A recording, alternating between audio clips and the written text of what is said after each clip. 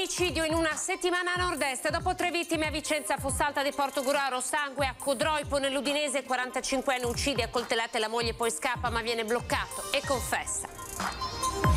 Ennesimo schianto mortale in A4 tra San Stino e Portogruaro, impatto fra mezzi pesanti, muore uno dei camionisti coinvolti, traffico nel caos. Gazprom taglia la fornitura di gas all'Italia del 15%, resta da capire per quanto. Eni monitora la situazione, dagli industriali agli artigiani fino ai sindacati, la preoccupazione è alta. L'azione legale del comune di San Zenone degli Ezzelini diffida a Zaia e alla regione perché le opere compensative della Pedemontana vengano realizzate, i patti vanno rispettati, attacca il sindaco. La politica si surriscalda il clima a Verona, oggi Tosi è passato ufficialmente a Forza Italia, in Casa Lega continuano le tensioni anche a Padova dopo la debacle al primo turno. Come era previsto, il governo decide di prorogare fino al 30 settembre sui mezzi pubblici l'utilizzo della mascherina, in corso la verifica su un possibile allentamento sugli aerei. Ha chiamato il 112 perché si sentiva solo, i carabinieri di Vicenza sono arrivati a confortarlo e oggi hanno festeggiato con lui i suoi 80 anni portandogli una torta di compleanno. TG Veneto, ben ritrovati. Femminicidio nella notte a Codroipo in provincia di Udine. Un uomo ha ucciso la moglie, 40enne, a coltellate, poi è scappato. Le 2 figlie della coppia intanto stavano dormendo, è stato fermato nella notte dai carabinieri.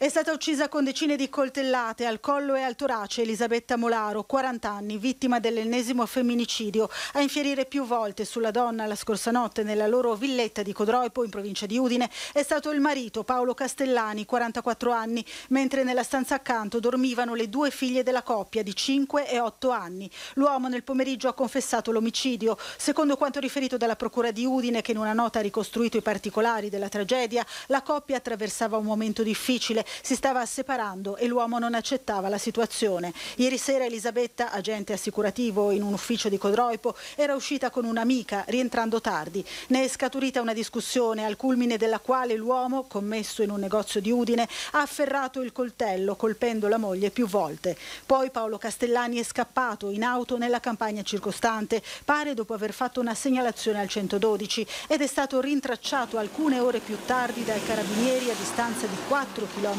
da casa, nei pressi del fiume Stella, seminudo e in stato confusionale. Alle mani presentava lievi lesioni.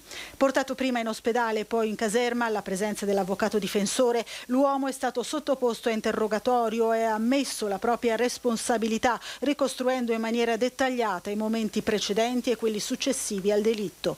Sempre nel fiume Stella, i carabinieri e i vigili del fuoco hanno trovato l'arma del delitto, un coltello con una lama lunga 27 cm. Al termine delle formalità di rito, Castellani è stato chiuso nel carcere di Belluno. Nei prossimi giorni la Procura della Repubblica di Udine avvierà l'iter per la richiesta di convalida del provvedimento restrittivo. Dalle prime testimonianze sembra che le 2 bambine non abbiano assistito all'omicidio della mamma e che siano state svegliate dall'arrivo dei soccorritori che, dopo la segnalazione ricevuta, hanno trovato il cadavere della donna in casa. Ora sono affidate alle cure dei nonni. Torniamo lungo la A4, nel terribile tratto c'è stato l'ennesimo incidente mortale, a perdere la vita un camionista. Schianto mortale tra mezzi pesanti nel tratto maledetto della A4 questo pomeriggio verso le 15:30, dove ha perso la vita un camionista rimasto incastrato nella cabina di guida, letteralmente accartocciato su se stessa. L'incidente tra lo svincolo di San Stino di Livenza e Portogruaro in direzione Trieste, tra 2 tir e un autocarro. Immediato l'arrivo dei sanitari del SON 118 insieme ai vigili del fuoco, alla polizia stradale e agli ausiliari di Autovie Venete. Traffico in tilt e bloccato con lunghe code formatesi per diverse ore. Una diffida alla Regione, al Presidente Zaia, mancano le opere compensative della Pedemontana, non sono ancora state realizzate, la denuncia del sindaco di San Zenone degli Ezzelini. Sono arrivato a mandare una lettera di diffida alla Regione perché San Zenone è stanca. Io sono stanco, siamo davvero stanchi di non avere risposte. Dopo l'apertura della pedemontana che abbiamo subito, che passa nel nostro territorio e che abbiamo dovuto accollarci nel nostro territorio. La misura è colma per Fabio Marin, sindaco di San Zenone degli Ezzelini, comune attraversato dalla superstrada pedemontana veneta, ma rimasto all'asciutto di opere compensative. Eppure, sostiene Marin, c'è un accordo di programma sottoscritto nel 2012 che parla tuttora chiaro e che all'epoca aveva convinto il comune a ritirare il contenzioso avviato al TAR proprio sugli interventi di mitigazione. Più di 10 anni fa era previsto il tratto ben più sotto di San Zenone, ma grazie a un accordo di programma è stato deciso che la pedemontana passasse a San Zenone. In questo accordo di programma erano previste una serie di opere compensative per San Zenone. Vedi ad esempio la riqualificazione di tutto il centro del nostro territorio, vedi la rotatoria che deve essere realizzata all'altezza del municipio. Opere da circa 5 milioni di euro che riguardano anche le frazioni, progetti predisposti con il supporto di Veneto Strade ma rimasti sulla carta per carenza di fondi. Solo una frase: non ci sono soldi e mai nulla di ufficiale. Da qui la mossa eclatante di Marin, una diffida inviata a Palazzo Balbi da uno studio legale. Dove diamo un tempo massimo, logicamente, per convocare questa conferenza di servizi, altrimenti procederemo ancora per vie legali. Quindi chiederete i danni? Chiederemo i danni, sì. Chiederemo i danni, chiederemo che le opere siano realizzate, perché è questo, ma non è un capriccio di San Zenone, è davvero, San Zenone ormai è martoriata, Carainati principalmente è stata martoriata, purtroppo anche da errori che sono stati fatti nella realizzazione di alcune opere attinenti alla pedemontana. Ma ci sono anche altre due richieste. La prima è integrare il nome del casello di Riese con quello di San Zenone come indicato fin dal 2011. Secondo, di sicuro più pressante, vista l'inflazione record, la riduzione dei pedaggi, almeno per i residenti. È inutile volere una strada così utile ma con pedaggi così alti. Le persone logicamente fanno fatica a prenderla perché costa troppo, le aziende ne rimettono, per cui bisogna dare una mano anche su questo, nella riduzione dei pedaggi.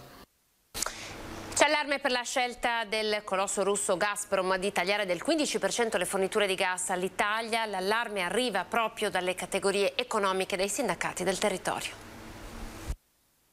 È una tegola, certamente ci preoccupa molto questa decisione di Gazprom di tagliare i rifornimenti, nonostante ci sia una buona notizia dall'altra parte del Mediterraneo, di questo accordo tra Egitto, Israele e Comunità Europea.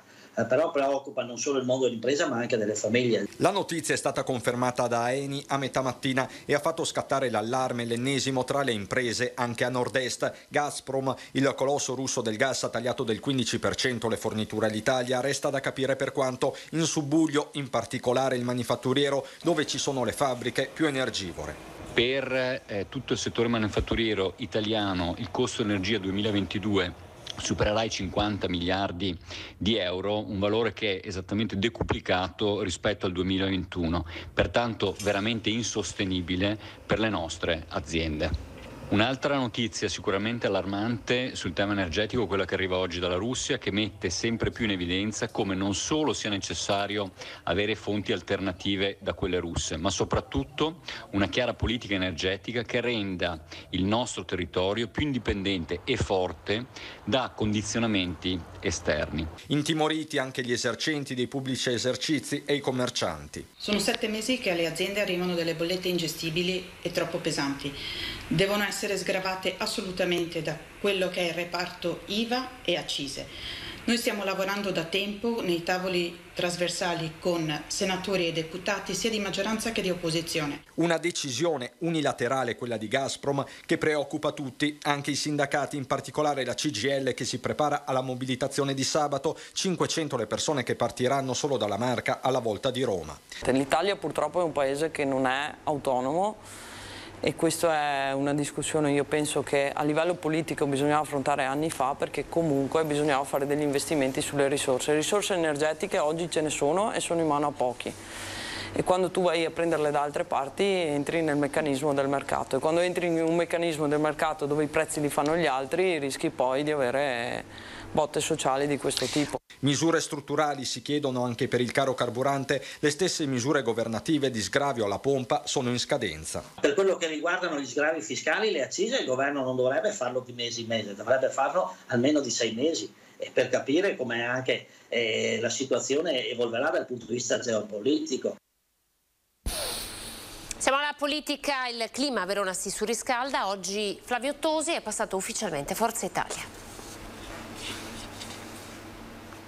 Il sottoscritto è stato in Lega per moltissimi anni, come si sa, ne sono stato anche il vice segretario federale e anche in Lega ho sempre rappresentato questo tipo di valori, quindi pragmatismo, concretezza, competenza, capacità di governo, niente demagogia, niente populismo.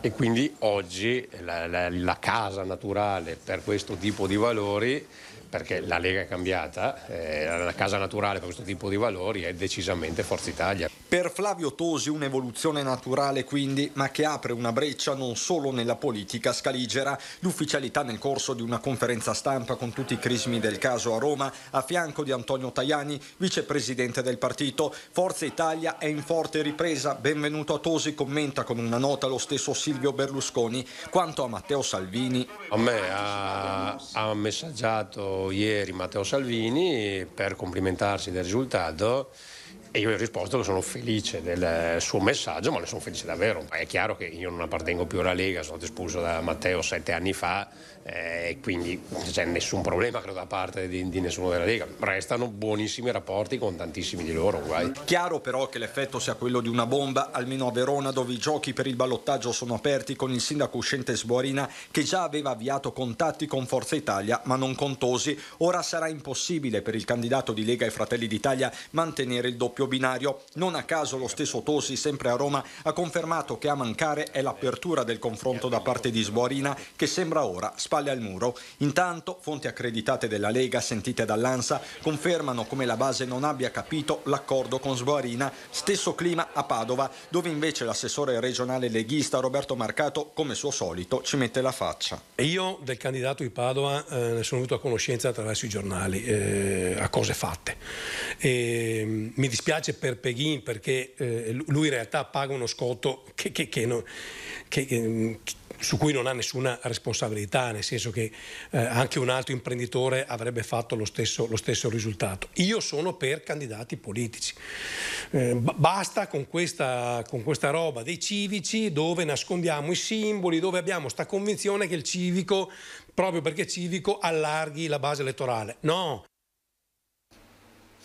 Come era previsto, è stato prorogato fino a settembre l'obbligo delle mascherine sui mezzi di trasporto. E quanto ha deciso il Consiglio dei Ministri oggi, secondo quanto si apprende, sarebbe invece in corso una verifica su un possibile allentamento dell'uso delle mascherine sugli aerei.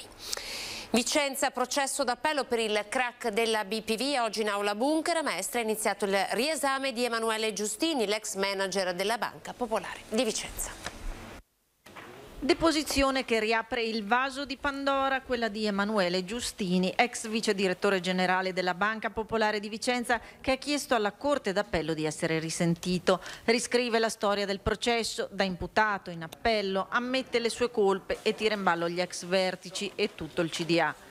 Chiarisce il quadro, già noto, delle responsabilità nell'aula Bunker a Mestre, dove la verità sul crack della Popolare, secondo Giustini, condannato in primo grado nel processo a Vicenza a 6 anni e 3 mesi, sarebbe racchiusa nel milione di mail che dice di aver studiato personalmente fino al ravvedimento, arrivato per motivi di coscienza e trasparenza.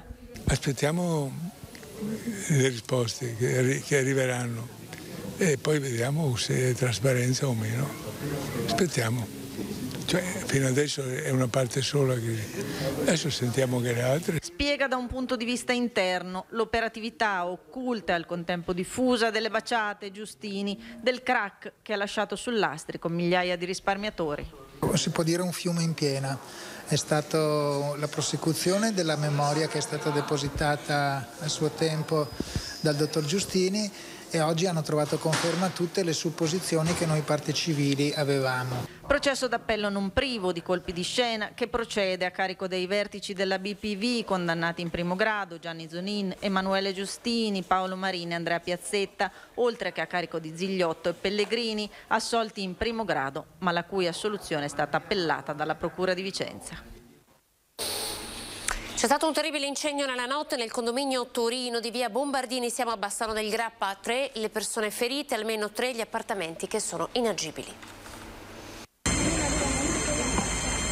Le immagini del terribile incendio scoppiato nella notte in una delle palazzine del condominio Torino in via Bombardini a Bassano raccontano la notte di paura che hanno vissuto i residenti di questo complesso a 2 passi dal centro. Le fiamme si sono sprigionate dalla camera da letto di questo appartamento al 4º piano e si sono propagate molto velocemente. Il fumo ha invaso poi l'abitazione al piano superiore. Il bilancio è serio, ci sono 3 persone ferite, le 2 anziane sorelle di 85 e 93 anni che vivono al 5º piano e una signora 63enne che abita con il proprietario nell'appartamento dove il rogo è scoppiato. Quando i vigili del fuoco sono arrivati sul posto intorno alle 2 hanno trovato la 93enne sul terrazzo che urlava e chiedeva aiuto. La sorella era dentro l'appartamento riversa a terra. L'appartamento era completamente invaso dal fumo e quindi con grande difficoltà sono state appunto individuate e portate verso l'esterno per poi essere ospedalizzate. Le 2 anziane si trovano ricoverate in terapia intensiva, una a Vicenza, l'altra a Sant'Orso. Le loro condizioni sono molto serie. In giornata sono state sottoposte a trattamento in camera iperbarica. La terza ferita è stata invece dimessa nel pomeriggio dal San Bassiano con ustioni alle braccia. È molto triste per le 2 persone che sono gravemente ferite, quindi sono 2 persone, una signora credo sia in sedia a rotelle e quindi è già triste questo. La prima che è passata mi sembrava cosciente, la sì. Sembrava no, avevano tutti la maschera di ossigeno, eccetera. Oggi sono proseguite le operazioni di messa in sicurezza da parte dei vigili del fuoco, anche per risalire alle cause del pauroso incendio. Si pensa, almeno da quelle che sono le più probabili ipotesi che abbiamo fatto fino ad ora, imputabili a quelle che possono essere delle cause di tipo elettrico, legate principalmente ad un malfunzionamento di un'apparecchiatura elettrica. In totale gli appartamenti che riteniamo naturalmente essere diciamo non fruibili, in questo caso sono almeno 3, anche se abbiamo naturalmente allargato la non fruibilità anche agli appartamenti del piano terra, del piano primo. A Vicenza ha chiamato il 112 perché si sentiva solo, sono arrivati i carabinieri e hanno festeggiato con lui il compleanno. C'è una brutta cosa la solitudine, perché qualcuno si suicida, perché non lo so come spiegarvi, non ho più nessuno. L'anno scorso mi è morto mio fratello, l'anno scorso. Io ho persi tutti, ecco, siamo solo che io. E quindi le prossime volte che si sentirà solo chiamerà i carabinieri? È più facile. Quando che sono sull'orlo del precipizio, chiamano aiuto. E questo è un aiuto valido, questo. Proprio la solitudine l'ha spinto l'11 giugno a chiamare i carabinieri per avere un po' di compagnia. Lui, Luciano Caldiraro, 80 anni compiuti oggi, è rimasto solo, non è sposato, non ha figli e da quando ha perso fratelli e l'unico amico che lo andava a trovare in via Palemone a Vicenza, dove vive, la solitudine si è fatta ancora più insostenibile. Così, per spezzare le ore interminabili e sopperire alla tristezza, con il conforto di persone amiche ha pensato di chiamare il 112 e una pattuglia è andata a trovarlo, con la promessa che avrebbero festeggiato il suo compleanno insieme, e così è stato. Tanti auguri, Luciano. Auguri. Questo è il calendario nostro. Grazie. I carabinieri, come tutte le forze di polizia, hanno una particolare attenzione verso gli anziani, le fasce deboli, e ha cercato di dare quella rassicurazione sociale che si deve dare in questi casi. Luciano, che ha fatto il cameriere per una vita, ha anche allenato squadre di calcio giovanili, tra cui la Villaggio del Sole, dove militava proprio il brigadiere Andrea Boesso, intervenuto insieme al carabiniere scelto Gennaro De Luca, che lo ha riconosciuto, e allora la conversazione si è fatta più fitta e condivisa. Adesso non mi piace più il calcio perché è diventato un banditismo di tutti fuori, tutti voi sky. E invece noi quando andavamo con i bambini non prendevamo niente, anzi prendevamo delle parole qualche volta perché non lo facevamo giocare. La passione di sempre è ancora da condividere, a suon di formazioni impresse in una memoria di ferro. La Juventus, Angiolin, Gori, Leoncini, Bercellino, Castano, Salvatore, Favalli, Del Soli, De Paoli. È stata ribattezzata la carica dei 1000 della palla ovale. Sono i pulcini del rugby ritrovatisi nei giorni scorsi nel raduno regionale veronese. Oltre 1200 bambini dai 4 ai 13 anni ritrovatisi a Verona nei giorni scorsi, giunti da ogni provincia veneta nel nome della palla ovale, e che ha riunito un totale di oltre 7000 persone, tra piccoli rugbisti, allenatori, accompagnatori, dirigenti, familiari tutti. Sono i numeri del progetto Rugby per Tutti. Per il rugby, bip!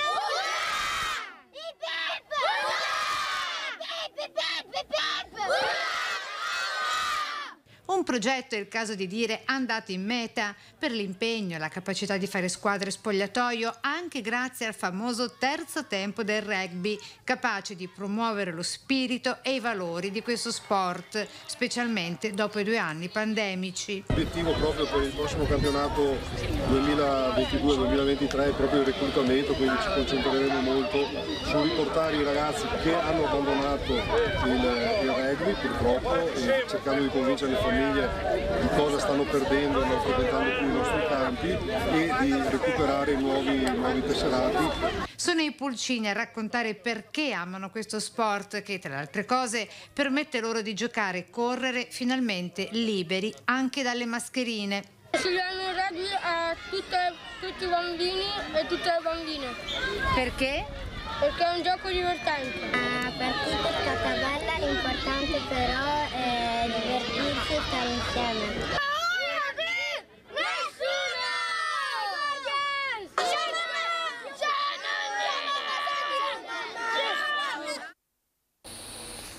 E ci fermiamo qui, grazie per essere stati in nostra compagnia. Dopo di noi TG Venezia, arrivederci.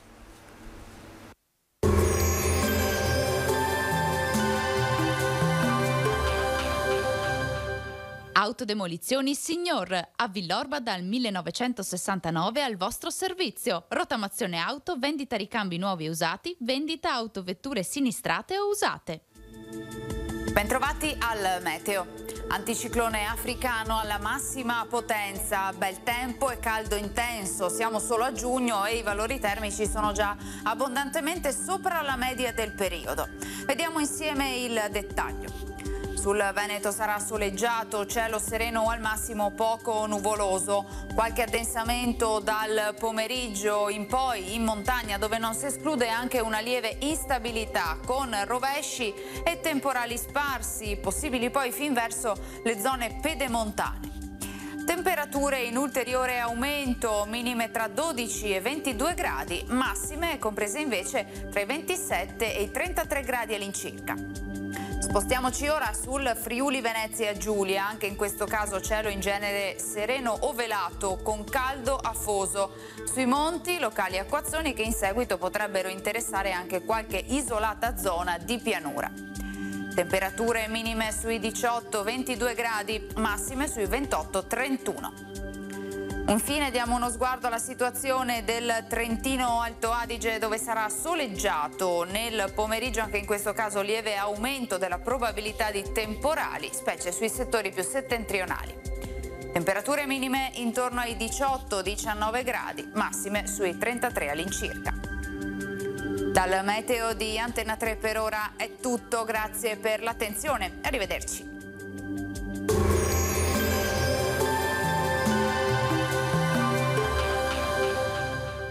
Autodemolizioni Signor, a Villorba dal 1969 al vostro servizio. Rottamazione auto, vendita ricambi nuovi e usati, vendita autovetture sinistrate o usate.